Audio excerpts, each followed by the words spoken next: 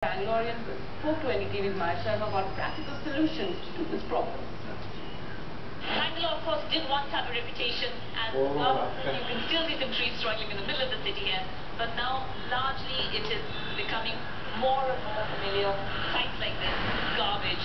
So to stop Bangalore becoming a garbage city, there are some concerned citizens who are doing what they can really to tackle this problem. Now, Bangalore actually produces 4,500 tons of garbage every day. Is it being dealt with properly? No, mainly these 4,500 tons at present is all sent on the landfill. Garbage. So to stop Bangalore becoming a garbage city, there are some concerned citizens who are doing what they can really to tackle this problem. Now, Bangalore actually produces 4,500 tons of garbage every day. Is it being dealt with properly? No, mainly these 4,500 tons at present is all sent on the landfills, which is the highest priority in Bangalore city. There is no land at all. So out of these 4,500 tons, we have analyzed and about 25 to 30% is dry recyclable waste.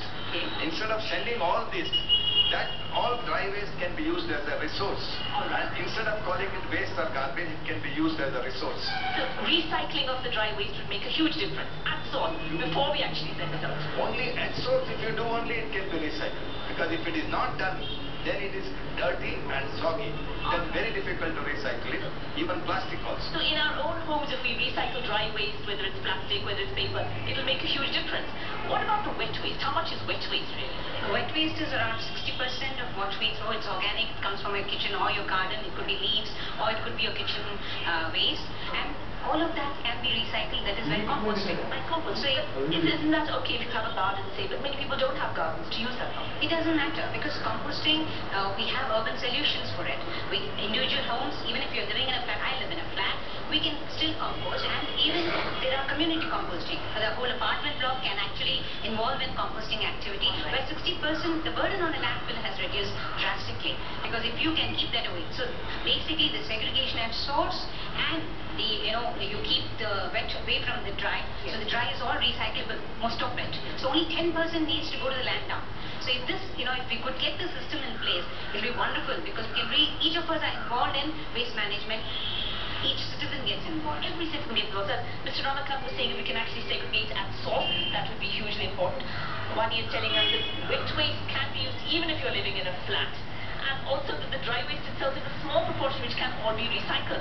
Now, Sandhya, the collection process, is there any way which that could be better? Right now I think it's very centralized. How could that be better? It could be improved simply by providing neighborhood infrastructure. That cuts down the cost of transport, and the amount that we're spending on fuel, which we know is all the time increasing, could then be transferred to hiring more people and lending more efficiency on the ground. And instead of having one person to collect, we'd be able to spend more money on having 4 guys collected, which means that we have more manpower deployed. And we are also talking about markets. Markets are the places where bulk generation, we know a certain kind of homogeneous waste is generated.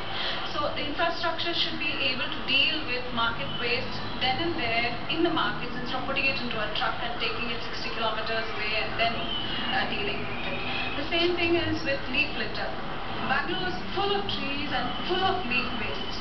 We either dump it down our drains or we burn it. Those parts compost the waste. These are decentralized solutions which would cut costs, make the problem of dealing with humongous amounts of garbage. It just reduces the amount of garbage that goes into trucks. So that's really what we are suggesting, that we have to have decentralized solutions which will help it offer better systems. Absolutely. Thank you so much. Well, very clear, very practical suggestions there from this group of citizens concerned about Bangalore's garbage waste. We can all make a difference, starting with segregation at home, decentralization of garbage collection. Let's hope that in this way at least, Bangalore can set it right.